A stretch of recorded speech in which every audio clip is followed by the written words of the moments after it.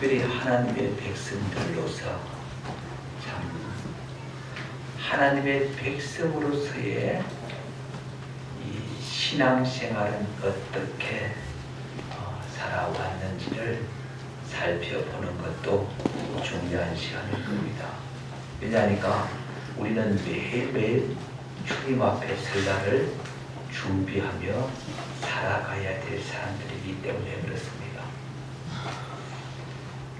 여러분 2000년 떠들썩했던 그날이 몇 년 흘러갔습니까? 16년이 지나간 시입니다. 2000년 때부터 지금 이제 15년을 지나갔으니까 2000년을 떠들썩했던 그 시점을 찾으면 벌써 15년이 마감되고 이제 16년이 가는 셈이잖아요. 그렇게 보면 우리의 시간이 이렇게 빠르게 지나가는, 그리고 이런 시간을 한 번만 더 보내면 아마 거의 지금의 40대가 60대가 돼 있을 거고, 지금 50대 60대는 벌써 인생의 후반기에 완전히 접어들게 될 거라는 겁니다. 그만큼 주님 앞에 설 날이 가깝다는 이야기고, 그만큼 순식간에 주님 앞에 설 날이 다가오게 될 것이라는 것입니다. 그러므로 우리가 어떻게 한 해를 살았는지 정리하고 또 새해를 어떻게 살아갈 것인지 다시 한번 다짐해보는 그런 시간이 되었으면 좋겠습니다. 자, 오늘 이 본문을 가만히 보면 창세기 5장은 아담의 계보가 기록되어 있습니다. 아담의 계보. 여기 보면 많은 이름들이 거론되고 있잖아요.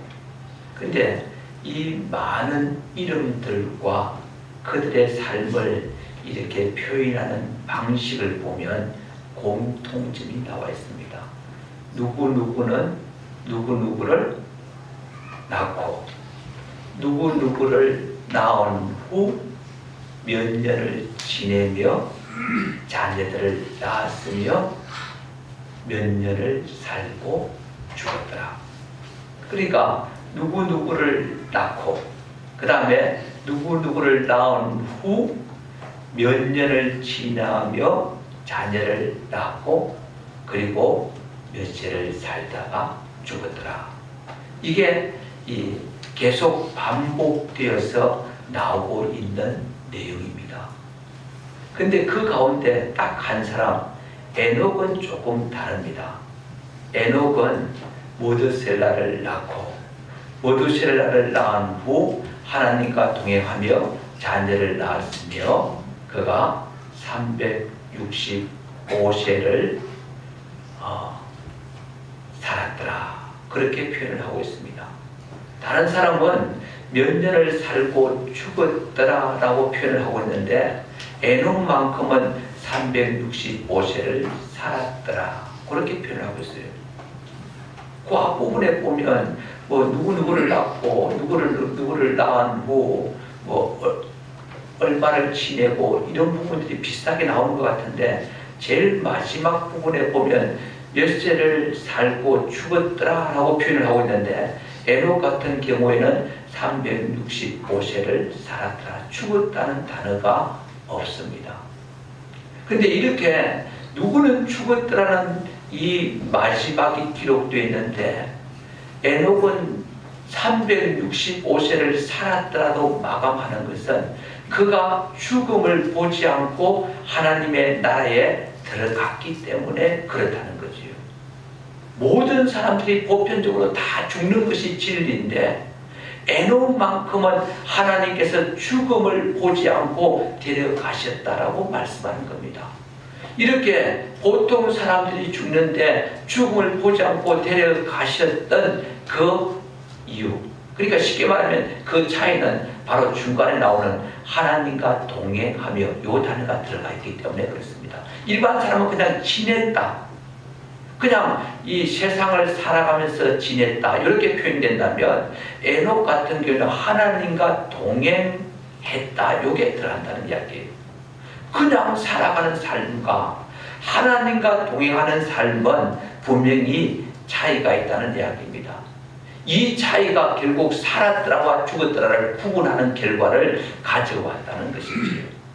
그러니까 우리가 하나님과 동행하는 것과 일반 사람들이 그냥 세상을 지내는 것과는 분명한 차이가 있고 그 결말도 이렇게 차이를 두게 된다는 것이죠. 그러니까 우리가 하나님과 어떻게 동행하려면 어떻게 해야 되나, 이거 굉장히 중요하죠. 하나님과 동행하려면 어떻게 해야 하나. 자, 먼저 여러분 에녹의 삶을 가만히 보면 에녹은 우리와 동일한 여건 가운데서 살았습니다.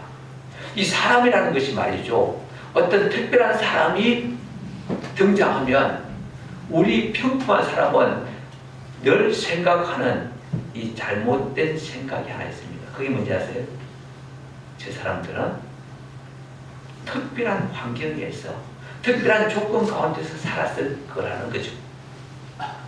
그러니까 어떤 능력이 있다든지 부를 누리고 산다든지 특별히 뛰어난 지혜를 갖고 있다든지 이런 사람들을 우리가 생각하면 그들은 특별한 환경에서 아니면 특별한 것을 부여받은 사람일 것이다 라고 생각하게 된다는 거예요.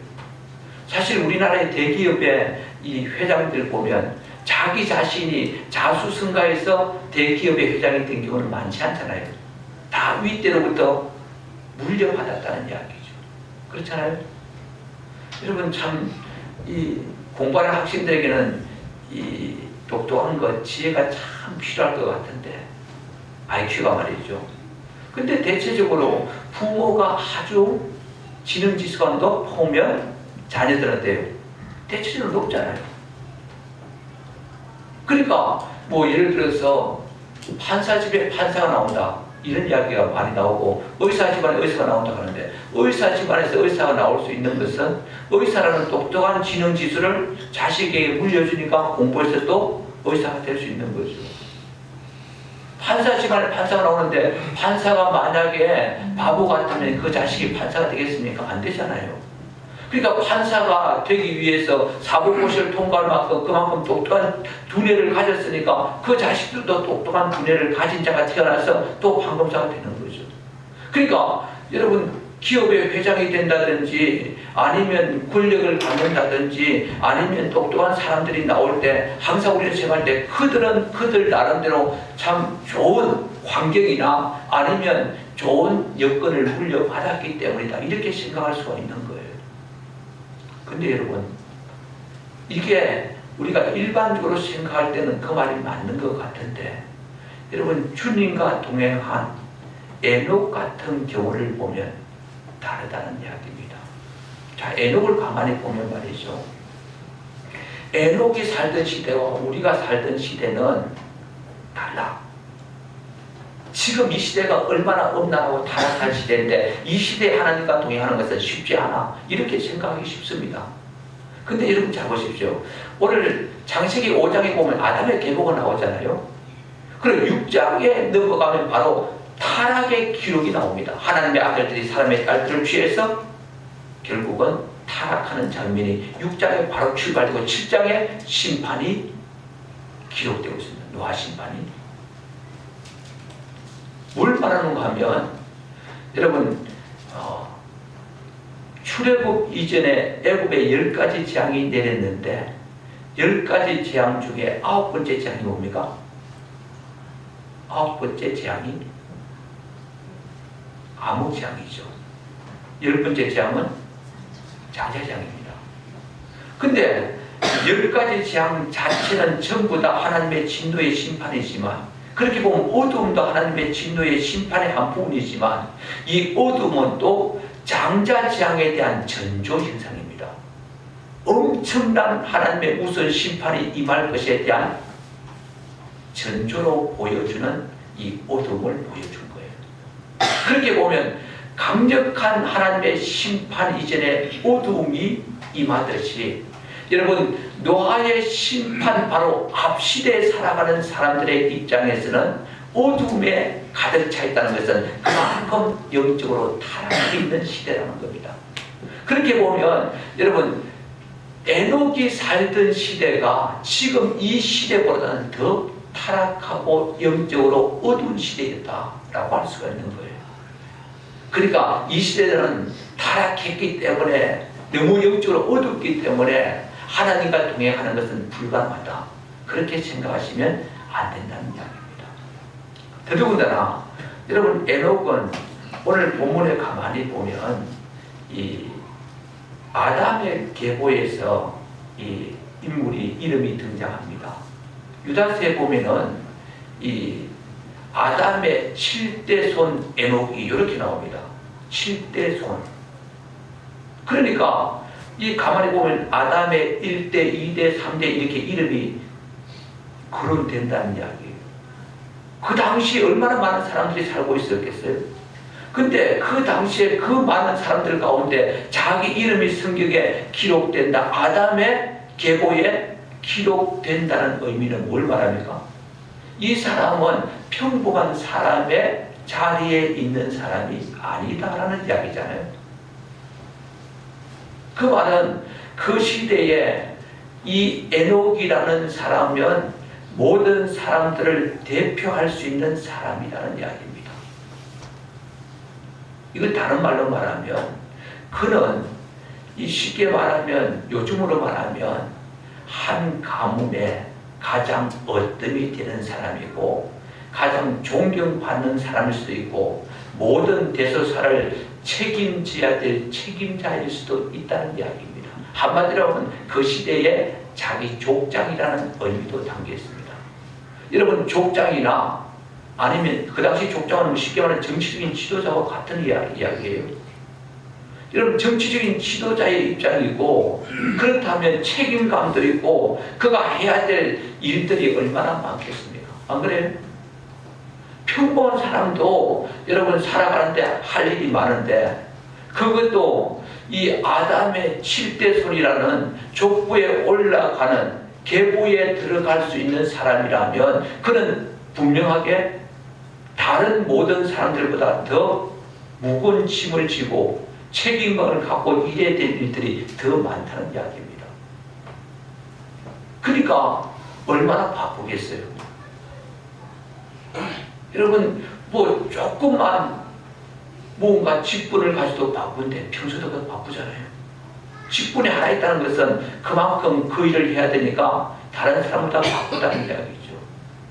그런데 한 가정의 가장이 되어도 아니면 한 모임의 단체 회장이 되어도 바쁜데, 여러분, 아담의 계보가 내려오는데 그 계보에 등장하는 이 인물이라면 얼마나 바쁘겠냐 이거죠.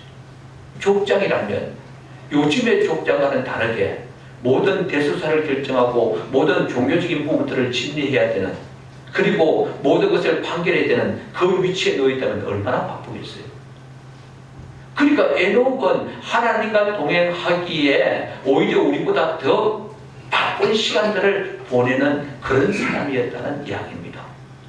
거기다가 오늘 본문에 에녹은 이 자식을 이 모두셀라를 낳았다라고, 65세에 모두셀라를 낳았다고 이야기합니다. 여러분, 에녹이 모두셀라를 낳았다는 말은 아내가 있다는 말입니까? 없다는 말입니까? 있다는 말이죠. 자식을 낳았다는 말은 가정이 있다는 말입니까? 없다는 말입니까? 있다는 말입니다. 이 사람은 수도원처럼, 수도사처럼 그렇게 광야에서 혼자 이렇게 명상이나 하고 하나님과 대면해서 그렇게 경건한 삶을 유지하는 그런 사람이 아니었다는 이야기죠. 평범한 가정을 갖고 있는 사람이었다. 그러니까 가장이었고 남편이었고 그리고 아버지였고 말이죠. 그렇잖아요. 그러니까 우리와 똑같은 삶을 살았던 사람이고 우리보다 더 바쁜 삶을 살았던 사람이고 우리보다 더 어두운 시대에 살아갔던 사람이다. 그럼에도 불구하고 어떻게 했다고요? 하나님과 동행했다는 겁니다. 그러니까 이 표현은 다른 말로 말하면 우리는 바빠서, 우리는 가정살이가 힘들어서, 우리는 해야 할 일들이 많아서 주님과 동행하는 것은 어려워, 불가능해. 이것은 스스로 자신이 나는 주님과 동행하기를 원치 않습니다. 이 표현밖에 안 됐다는 이야기죠. 얼마든지 에녹을 보면 우리도 하나님과 동행하는 삶이 가능하다는 것을 말해주고 있는 겁니다. 아멘? 네. 여러분, 교회와 절 간의 차이가 뭘까요? 교회와 절 간의 차이는요?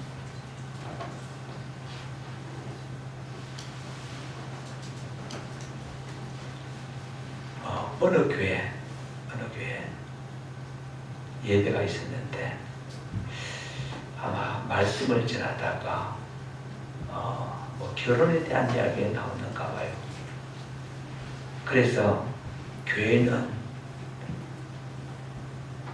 어떤 곳이냐, 제 목사님의 의도는 결혼식 같이 기쁜 곳입니다. 이걸 이제 듣기 위해서 이 결혼식 이야기 나오다가 교회는 어떤 곳이냐라고 질문을 했을 때 새로 이제 갓 교회 출석한 새신자가 하는 말이 장례식입니다. 그렇게 목사한테 대답을 한 거예요. 그러니까 성도들이 와 하고 웃어버리는 거죠. 근데 이 새신자가 왜 장례식이라고 했는가 하면 목사가 설교할 때 보니까 성도들이 다 얼굴이 굳어가지고 이건 완전히 장례식 같다는 거죠. 그래서 장례식 같습니다 라고 했는데 성도들이 그때 확 웃을 때 그때만큼 장례식의 분위기에서 벗어났다, 그런 이야기가 있습니다. 혹시 여러분들이 장례식에 온 건 아니죠?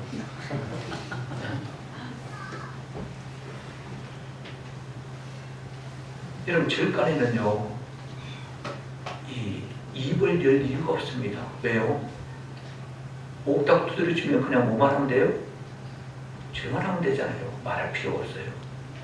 근데 여러분, 교회는 아멘이 필요합니다. 아멘. 교회는 입 다문다고 그게 대수가 아닙니다. 내 신앙의 고백이 반드시 나와야 돼요. 아멘? 아멘. 여러분, 아멘을 사람이 마음으로 믿어 무엇이 이루고 입으로 쉬나요? 어디에 이래요? 사람이 마음으로 믿어 어디에 이루고 입으로 쉬나요? 구원에 이른다고 했어요. 그러면 여러분의 마음에 믿는 바가 입으로 나와야 돼요? 안 나와야 돼요? 여러분, 돈가방에서 책이 나온다면 그게 돈가방입니까? 책가방이죠, 그게. 여러분, 돈가방에서는 뭐가 나와야 돼요? 돈이 나와야죠. 책가방에서는 책이 나와야죠. 그렇다면 여러분의 마음의 신앙의 고백이 입으로 나와야 됩니까? 안 나와야 됩니까? 그런데 입만 닫고, 여러분, 입만 닫고 있는 것은 목사의 설교 힘을 빼는 것이고요, 모든 교회 분위기를 깔아앉게 만드는 거죠. 성령의 역사를 중단하게 만드는 거예요.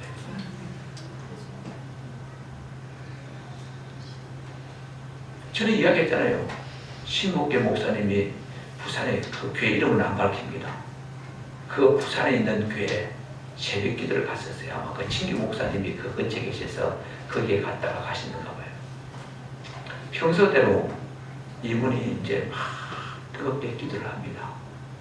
방언도 하면서 뜨겁게 기도를 하는데 그 교회에 조금 나이 드신 분이 찾아와서 어깨를 톡톡 치더랍니다. 그래서 기도를 준다고 딱 돌아보니까 조용히 기도하세요. 기도문 안 나왔대요. 여러분, 자기 스타일대로 기도하십시오. 아멘. 아멘? 아멘. 소리 내서 기도하고 싶으면 소리 내서 기도하세요. 뭐 기도하는 것까지 이 제약을 받아야 됩니까? 안 그래요? 방언으로 기도하고 싶으면 방언으로 기도하십시오. 나는 옆에서 방언 기도하는 것이 방해가 됩니다. 그럼 방언 받으십시오. 그럼 되잖아. 저도 전도사 때 말이죠. 제 옆에 두 분이 얼마나 기도를 뜨겁게 하시는 분이든지 둘 다 방언하시는 분입니다. 저는 이제 제일 뒤에서 딱 중간에 앉았어요. 처음에 양쪽에서 방언을 하는데 이게 양쪽으로 다 들어와요. 이쪽에서 들어오고 이쪽에서 들어오고. 기도 안 됐다 처음에는. 근데요, 그때는 같이 소리내서 기도하면 이게 묻혀져요. 그러면서 내가 집중적으로 기도하게 되고요. 그러니까 여러분, 자기의 심령에서 우러나오는 대로 고백하는 것이 신앙이고 말이죠. 하나님 앞에 섬기는 신앙의 태도입니다. 손 들고 싶으면 손 드세요. 손 못 들기고 뭐 있습니까? 여러분이 지금 사람을 바라보고 예배드립니까? 아니면 하나님을 바라보고 예배를 드립니까? 여기에 예배드리는 것은 하나님을 바라보고 예배드리라는 거예요. 손 들고 싶으면 손 들고, 찬양하고 싶으면 찬양하고, 뭐 방언 넣기도 하고 싶으면 방언 넣기도 하고 그런 거지. 이거 뭐 옆 사람 눈치 보고 내가 기도하고 싶은데 기도 못하고 찬송하고 싶은데 찬송 못하면 그럼 굳이 뭘 이유가 어디 있어요? 그렇잖아요. 조금 자유롭게 기도할 수 있도록. 여러분, 이건요 사실 이렇게 생각하시면 됩니다. 겨울에 말이죠. 여름을 예를 들어 여름에 에어컨을 틀어야 되잖아요. 그러면 에어컨을 틀어야 되는데 어떤 분은 에어컨을 틀으면 춥다고 막 짜증을 내요. 어떤 분들은 더워서 땀을 뻘뻘 흘리고요. 그러면 누가 양보를 해야 됩니까? 더운 사람이 추운 사람이? 추운 사람이 양보를 해야 돼. 추운 사람이 옷을 한 겹 더 입고 와야 돼요. 더운 사람이 빨가벗고 앞에 예배 못 드리잖아요. 그러면 추운 사람이 옷을 한 겹만 입고 오면 에어컨 틀어도 상관없잖아요. 근데 덥다고 얇은 옷 입고 와가지고 에어컨 틀면 춥다고 막 짜증내면 더운 사람 어떻게 하라고요? 여러분, 찬양 때는 어떻게 하라고요? 겨울에는 이거 찬양 때 가운 이거 별로 유익이 없어요. 따뜻한데 따뜻하다고요. 근데 더울 때는 이거 가운 하나만 걸쳐도 더워요. 안 그래요? 옛날 난로 시대입니다. 이 자체가 나오는데 난로 시대 때 보면 조금 떨어져서 앉으세요 하면 떨어져서 앉으면 되는데 꼭 곁에 앉아가지고 자기 뜨겁다고 불을 딱 내라고 해요. 저 뒤에 사람 있더라고요. 옛날에 남북에서 집회할 때도 보면 그 처음에 난로를 사용했었어요. 근데 난로 주변에 막 불을 올려서 지금 옆에까지 따뜻하게 해야 되는데 그 옆에 조금씩 앉아가지고 자기들이 뜨겁다고 불을 딱 내라고 하는 거예요. 저 뒤에서는 발발발 뜨고요. 조금 뒤로 앉으면 되죠. 여러분, 어쨌든 신앙의 회복을 위해서 여러분들이 내가 조금 방해를 받으면 그 방해를 이길 수 있는 믿음을 키우고 신앙을 키우시기 바랍니다. 그게 신앙의 위기예요. 내가 키워버리면 되지. 내가 신앙이 성장하기를 멈추고 다른 사람이 뜨겁게 올라가는 걸 자꾸 개처럼 말이죠. 나가지 못하도록 막 물어뜯고 같이 이렇게 있으면 피차 유익이 안 되는 거잖아요. 그러니까 예배 시간에 여러분 절간에 오셔서 그냥 구경하는 것처럼 하지 마세요.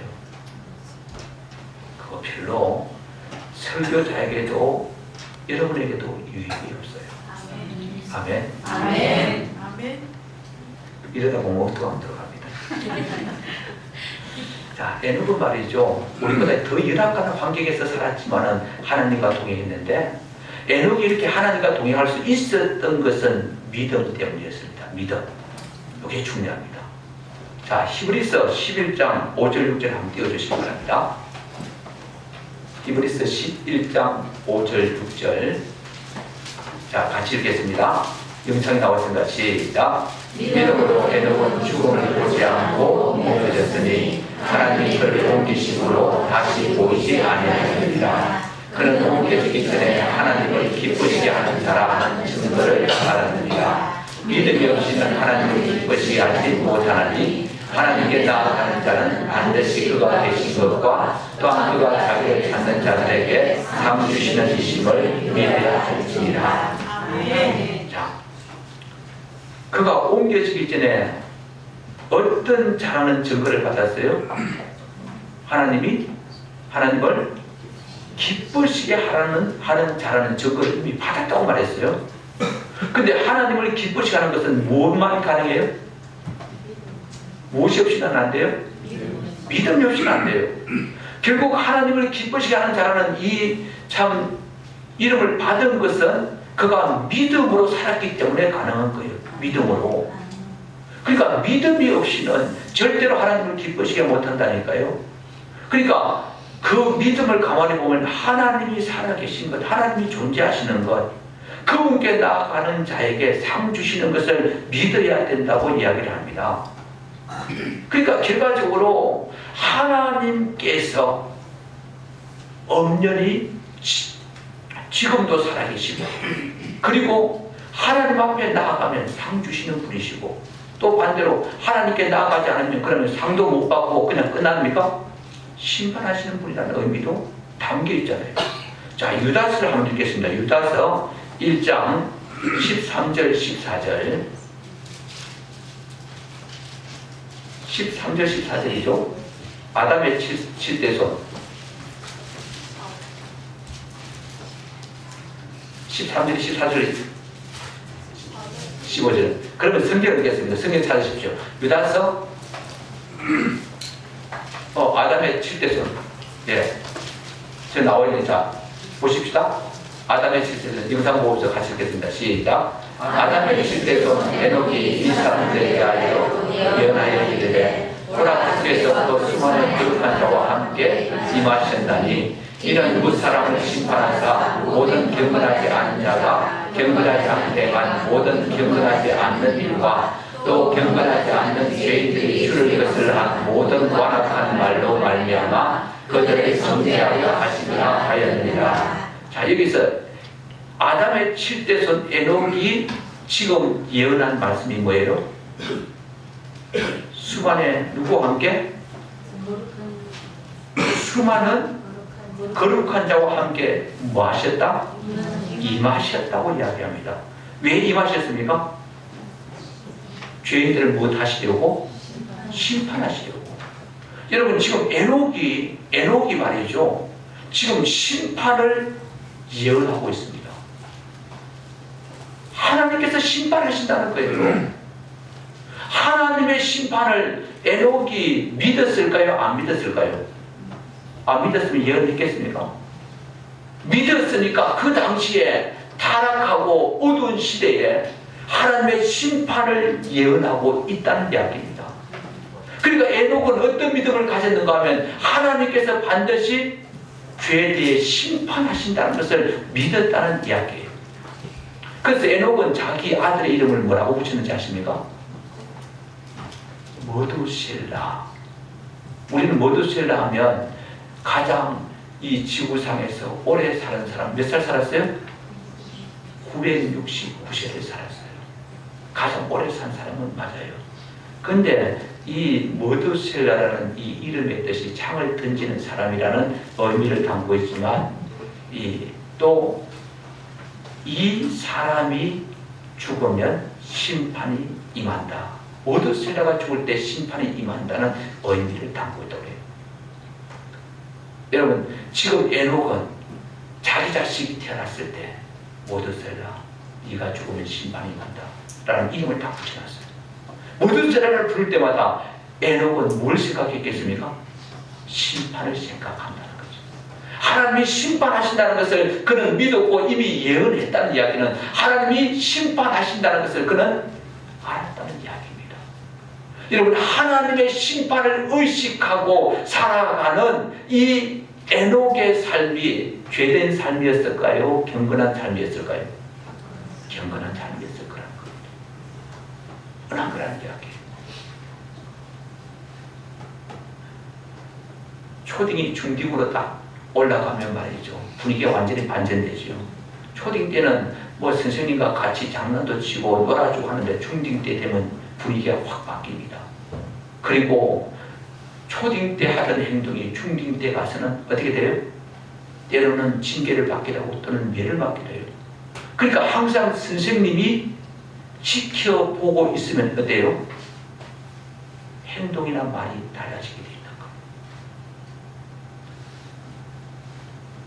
심판이 있다는 것을 의식하고 살아가면 말이나 행동이 달라진다는 말이에요. 그러니까 지금 에녹은 심판에 대한 분명한 믿음을 갖고 있으니까 그의 삶이 죄된 삶이 아니라 경건한 삶을 살아갈 수밖에 없다는 거예요. 왜 죄된 삶을 계속 살지 않으려고 할까요? 왜 죄된 삶을 버리려고 할까요?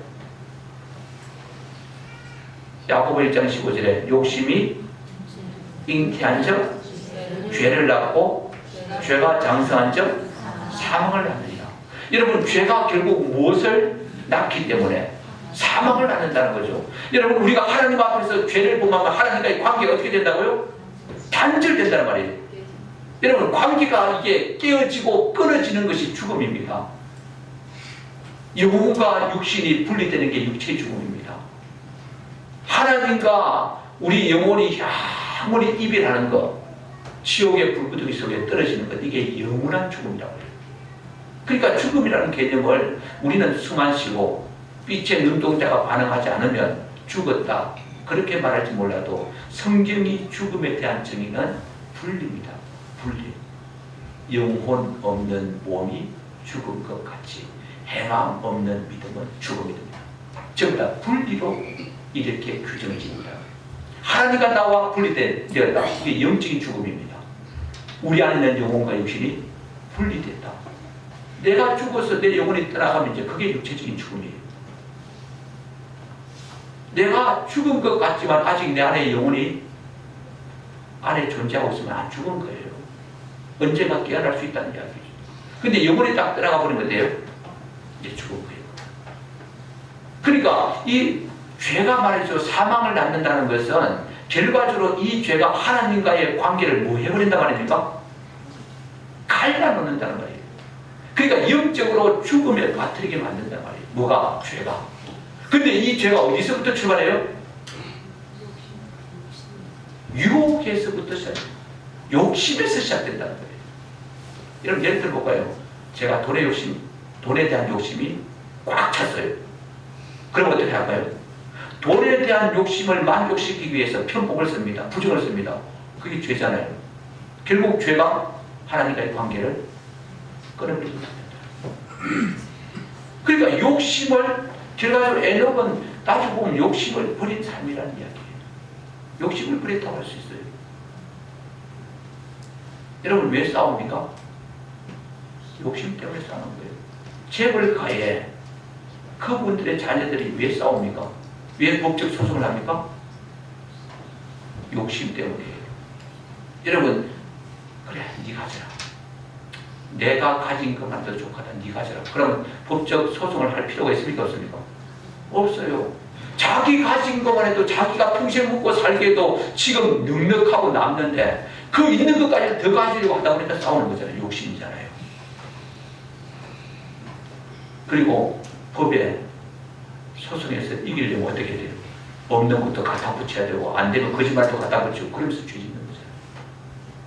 여러분, 우리 신앙생활에 있어서, 적어도 우리의 삶에 있어서 우리가 범죄하게 되는 요인을 가만히 보면 결과적으로 욕심에 사로잡히기 때문에 그렇다는 겁니다. 욕심만 내려놓으면 말이죠, 죄질 일들이 거의 없어요.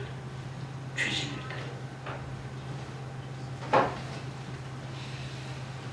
에녹은 결과적으로 하나님을 기쁘시게 하는 이 삶이 믿음에서 출발하고, 이 믿음은 하나님이 반드시 심판하러 오신다는 데 대한 확신입니다. 그래서 자기 자식의 이름까지도 심판에 대한 이름을 붙여놓고, 그리고 날마다 심판을 의식하며 살아갔기 때문에 하나님과 동행할 수 있었다는 이야기입니다. 자, 그런데 말이죠, 우리가 여기서 한 가지 더 살필 필요가 있습니다. 에녹은 하나님을 기쁘시게 하는 삶을 살았는데, 하나님을 기쁘시게 하는 삶을 살 때 에녹은 모든 부분에서 지속적으로 하나님을 기쁘시게 했던 사람이다. 하나님께서 사람들에게 각자에게 화분을 하나씩 주셨어요. 그리고 잘 키워라. 내가 상 줄게. 그래서 화분을 하나씩 받았습니다. 이 화분을 받아서 사람들이 나름대로 키운다고 하는데 어떤 사람은 화초는 햇빛이 필요해. 햇빛에 내어놓는데 물을 안 줘요. 어떤 사람은 화초에는 물이 필요해. 그래서 물을 주는데 이 물의 양을 그냥 홍수처럼 갖다 부어줍니다.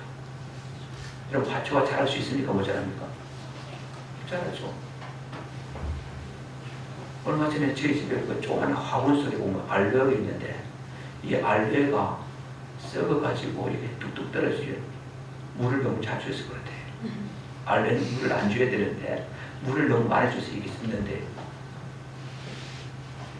그러니까 물을 적게 줘야 될 거는 적게 줘야 되고 많이 줘야 될 거는 많이 줘야 되는데 적게 줘야 될 알배에 물을 자주 줘버리니까 이게 이제 안에서 썩는 거예요. 너무 열심히 문제죠, 그죠? 그러니까 여러분, 화분을 받았으면 어때요?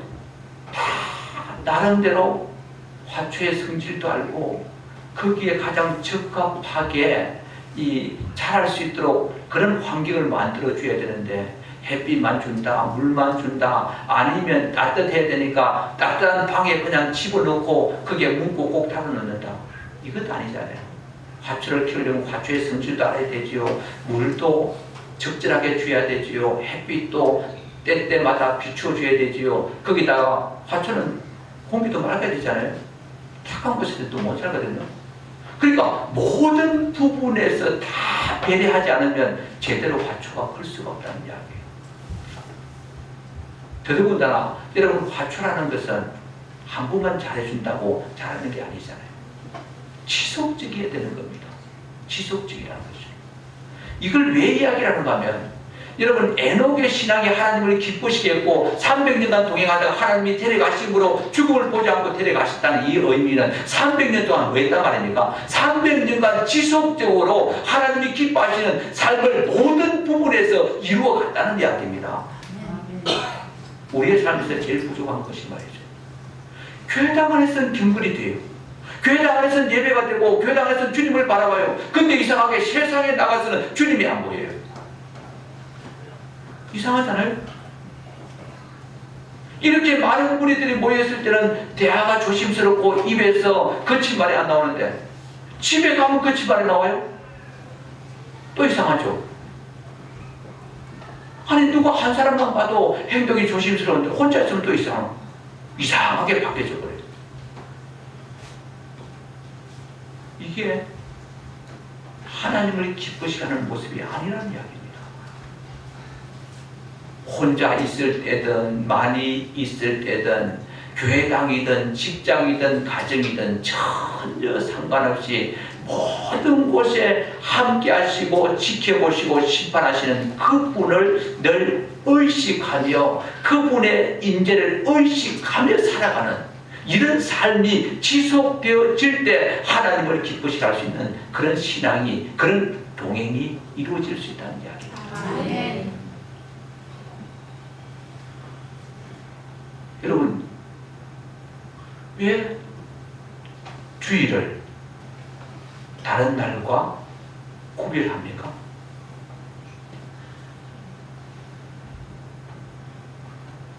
왜 주일이라고 이야기해요? 주일, 주님의 날. 주님의 날이라는 말은 이건 내 날이란 말이에요? 아니면 주님의 날이란 말이에요? 주님의 구별한 날이니까 주님 중심으로 돌아가야죠. 근데 말이죠, 여러분, 주일을 평일같이 쓰시는 분들도 많아요. 여러분, 주일은 제일 우선순위가 예배입니다. 아멘? 아멘. 주일의 우선순위는 예배예요. 주의 날이니까. 그러면 이 날이 내가 바쁜 일과 주님 앞에 예배하는 것과 어느 게 우선순위가 되죠? 예배가 되죠. 근데 아닌 경우들이 많다는 이야기예요. 여러분, 우리가 기억할 것은 하나님께서 원하시는, 하나님이 기뻐하시는 삶이 말씀에 이미 기록되어 있고 그러한 삶을 우리의 삶에서 계속 의식하며 살아가야만이 하나님과 동행이 가능하다는 이야기죠. 하나님과 친밀한 교제를 나누려면 하나님이 기뻐하시는 하나님의 뜻에 맞는 삶으로 나아가야 된다는 이야기예요. 여러분, 하나님은 의의 길로 가는데 나는 죄의 길로 가면서 주님 이쪽으로 오십시오. 오시겠습니까? 절대로 안 와요. 하나님은 죄의 길을 가실 수가 없는 분이세요. 내가 하나님을 따라가는 동행이 되지만 내가 죄의 길 가면서 하나님 동행하고 싶습니다. 오십시오라고 한다고 오시지 않는다는 거예요. 그러니까 여러분, 주님과 동행한다는 말은, 에녹이 하나님과 동행했다는 말은 항상 하나님의 길을 걸어갔다는 이야기지 자기 길을 걸어가면서 하나님을 억지로 오라고 끄집어 당겼다는 말이 아니라는 이야기입니다. 친밀한 교제를 가지고 하나님이 기뻐하시는 삶을 살며 날마다 그분의 참 심판을 의식하며 그분이 항상 지켜보신다는 것을 인식하며 살았기 때문에 300년간 그가 주님과 동행할 수 있었다라는 이야기입니다. 자식을 키울 때도 누구를 인식하고 키워야 돼요? 주님이죠. 설거지할 때는요? 설거지할 때는 이 예배드릴 때와 다른 일입니까? 똑같아요. 하는 거나 청소할 때도, 여러분 설거지할 때도, 바깥에서 우리가 행동할 때도, 또 믿지 않는 사람을 만날 때도 항상 우리의 생각 속에는 주님께서 임재하고 계신다는 인식 속에서 하나님이 내 삶을 심판하실 때가 반드시 온다는 이 확신 가지고 살아가야만이 주님과 동행이 가능해질 수 있다는 사실입니다. 그러므로 좋아요. 네. 이제 한 해는 우리가 원하든 원치 않든지 흘러갔습니다. 이제 한 3, 4일 지나면 이제 2015년도는 끝이 납니다. 여러분의 이 한 해 동안에 내가 주님과 어느 정도로 동행했는지 여러분 자신들을 한번 살펴보시고 2016년도에는 이제 내가 내 마음의 길을 걸어가면서 주님 나와 함께 가자고 요구하는 사람이 아니라 주님께서 가신 길을 날마다 살피고 내가 그 주님이 가신 길을 걸어가서 주님과 친밀한 교제를 나누며 동행하는 이런 삶이 되어서 우리의 삶의 결과가 하나님 보시기에 축복된 결과가 될 수 있기를 주의 이름으로 축원합니다. 우리 같이 동성으로 기도할 때